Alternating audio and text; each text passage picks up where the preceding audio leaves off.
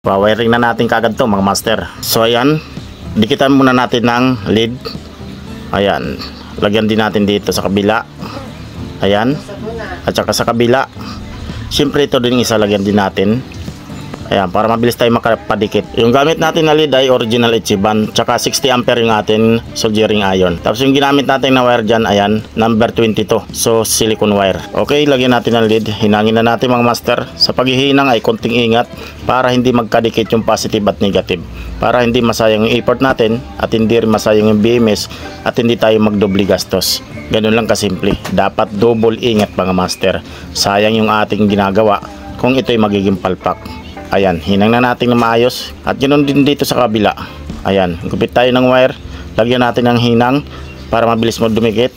Ayan, sa pangalawang wire, dito rin hinang natin. Tamang sukat lang para sakto yung haba. Hindi masyadong mahaba, hindi masyadong maikli.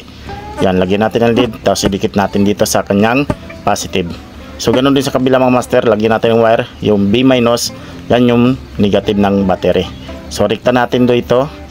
Ayan, hinang natin. Tapos i-rekta din natin dito sa negative ng battery. Ganon din ang gagawin natin sa kabila mga master. Isang connection lang yan. Ayan, lagyan natin ng lead. Tapos hinang natin ng maayos. Ayan, nahinang na mga master.